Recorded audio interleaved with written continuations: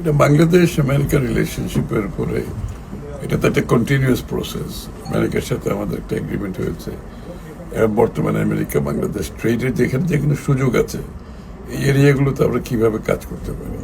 অনেকগুলো এলাকা এখানে জ্বালানি থেকে শুরু করে কমোডিটি থেকে শুরু করে এখানে আমাদের বিরাট অপরচুনিটি রয়ে গেছে। আইসিটি সেক্টরে হিউজ অপরচুনিটি। এখানে আমেরিকানরা কোঅপারেট করতে চায়, বিনিয়োগ করতে চায়। এখন বাংলাদেশ আমেরিকার ট্রেড রিলেশনশিপটা একটা ভিন্ন পর্যায়ে কিভাবে যেতে পারে, যে আমরা বোথ সাইড থেকে কি ট্রেড করতে পারি। আর আমেরিকার সাথে সবচেয়ে বড় হচ্ছে আমাদের টেকনোলজি কি, আমাদের আইসিটি সেক্টরে, যে কারণ আমেরিকা হচ্ছে সবচেয়ে আইসিটি সেক্টরে এগিয়ে আছে। এখানে আমরা কিভাবে কোঅপারেট করতে পারি, তাদের টেকনিক্যাল সাপোর্ট কি আছে, তাদের বিনিয়োগ কি করতে পারে, এগুলো আলোচনা হয়েছে বিস্তারিত। এবং তারা খুবই ইন্টারেস্টেড বাংলাদেশে টেকনিক্যাল সাপোর্ট বিনিয়োগ এর ব্যাপারে খুবই ইন্টারেস্টেড। আর এছাড়া আমেরিকার সাথে অন্যান্য যেগুলো প্রোডাক্ট আছে এগুলোতে আমাদের কি কি করা যেতে পারে সামনের দিকে এগিয়ে নিয়ে যাওয়ার জন্য। বর্তমান পরিস্থিতি, এনার্জি ক্রাইসিস, এই সমস্ত বিষয় নিয়ে আলোচনা হয়েছে। হ্যাঁ, বর্তমান এনার্জি ক্রাইসিস তো অবশ্যই সমস্যা। এখন প্রত্যেকের সাথে একটা কমন আলোচনা আছে, এটা হচ্ছে এনার্জি ক্রাইসিস।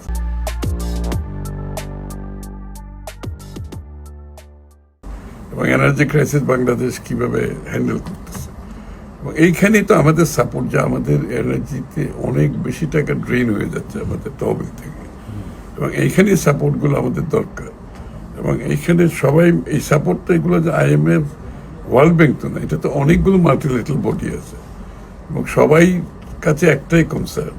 যেমন ADB এর মধ্যে ওরা কনসার্ন নিজেরাই প্রকাশ করছে, বাংলাদেশের মতো দেশ যারা আছে তাদেরকে তারা সাপোর্ট দেওয়ার জন্য, এই জায়গাটায় যে গ্যাপটা হচ্ছে, একটা বড় একটা গ্যাপ হচ্ছে, এখানে সাপোর্ট দেওয়ার ব্যাপারে আলোচনা হচ্ছে।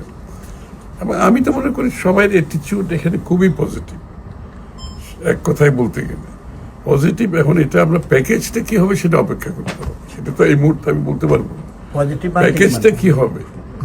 এটা পজিটিভ হচ্ছে তারা তারা তারা বাংলাদেশের অর্থনৈতিক যে বিএনপির যে পলিসি, এটার সাথে অ্যালাইন্ড।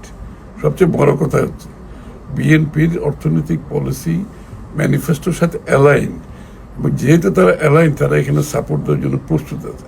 বাট ফাইনাল প্যাকেজটা কি হবে এগুলো আলোচনা হচ্ছে, এবং আলোচনা শেষ হবে, তারপরে আমরা বুঝতে পারবো যে ফাইনাল প্যাকেজটা কি হচ্ছে। এখানেও শেষ হবে না, আমরা এখান থেকে যে সব কিছু ফাইনাল, এটা তো চলতে থাকবে, এটা চলমান প্রক্রিয়া, এবং এরপরও আরো ডেভেলপমেন্ট হবে। আমরা এখান থেকে যাওয়ার পরও তো ডেভেলপমেন্ট হবে। সুতরাং এটা তো অব্যাহত থাকবে, তাদের টিমও আবার বাংলাদেশে যাবে না, যাবে তো। সুতরাং একটা চলমান প্রক্রিয়া, এটা তো বলা যাবে না যে এই মুহূর্তে অতটুকু হয়ে গেছে কিংবা শেষ হয়ে গেছে, এটা তো এটা কোনো শেষ নাই। কারণ এদের সাথে আমাদের পার্টনারশিপ হচ্ছে চলমান প্রক্রিয়া। এটা অনেকে বুঝতে চায় না, মনে হয় এই আজকের দিনে কি হলে, এটা আজকের দিনে তো শেষ হবে না। এটা একটা চলমান প্রক্রিয়া, এবং প্যাকেজ এটা কন্টিনিউয়াসলি পরিবর্তন হতে থাকবে। আমার যে ধারণা যে প্যাকেজটা হতে যাচ্ছে, এটা ইমপ্রুভমেন্ট হবে, এবং তারাও পজিটিভলি মুভ করছে। আমরাও মনে করি যে একটা ইমপ্রুভ প্যাকেজ আমরা পাবো বাংলাদেশের পক্ষে। আমার একটা প্রশ্ন, যে গত এক যুগে বাংলাদেশে বিদেশি বিনিয়োগ এটা একেবারে কমতে কমতে আপনাদের লাস্ট 18 মাসও কিন্তু সেটা আরও কমে গেছে। এখন প্রশ্ন হচ্ছে যে সেটা বাড়ানোর জন্য এই বৈঠকগুলোতে বা সামনের দিনের বৈঠকে বা গত বৈঠকগুলোতে আপনি কী ধরনের গুরুত্ব দিয়েছে? এইটাই তো মেইন ইস্যু। বাংলাদেশের যে $200 বিলিয়ন উপরে নিয়ে গেছে বিদেশে, ব্যাংকিং সেক্টরের অবস্থা ভালো না। এখানে ব্যাংকগুলোকে আমরা রিক্যাপিটালাইজ করার একটা বড় ইস্যু আছে। এখানে তাদের ফান্ড ইনজেকশনের জন্য কি করা যায়, এগুলো আমরা আলাপ করেছি, এবং এগুলো প্রগ্রেস হচ্ছে কথাগুলো। প্রাইভেট সেক্টরের মধ্যে একটা বড় ধরনের লসের কারণে তারা অনেকে, তাদেরও ক্যাপিটাল একটা ডেফিসিট হয়ে গেছে। এটা নিয়ে আলোচনা হয়েছে, এখানে IFCর সাথে দীর্ঘ আলোচনা হয়েছে। তারা কি ইন্টারেস্টেড, তারা কিভাবে কাজ করবে, তারা আসবে বাংলাদেশে। স্যার রেসিপ্রোকাল ট্রেড নিয়ে কি কোনো কথা হয়েছে কলকাতায় আজকে মিটিং এ? স্যার আমরা তো এখন এগ্রিমেন্ট ফাইনাল করলাম না। না, রেসিপ্রোকাল ট্রেড ব্যাপারে তো এখন তো একটা কোর্ট অর্ডারে ওইটা একটা জায়গায় আছে। তবে আমেরিকা বাংলাদেশের সাথে যেখানে সম্ভাবনাগুলো আছে এগুলোকে ম্যাক্সিমাম কিভাবে এক্সপ্লয়েট করা যায়।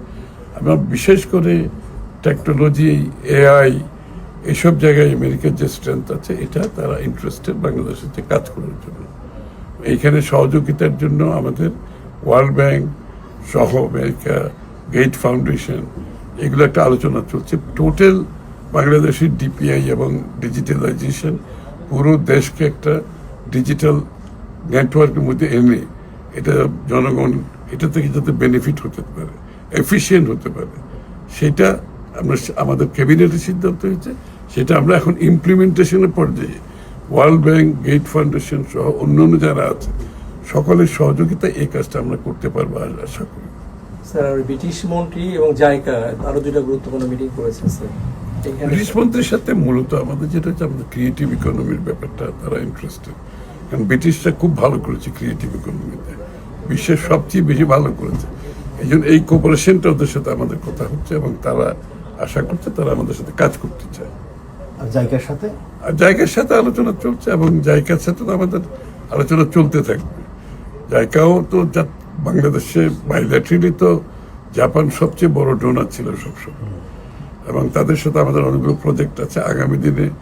এই তাদের budget support, balance of payment সাপোর্টের মধ্যে তারা দে আর হ্যাপি, তারা করবে। এই আলোচনাটা চলছে।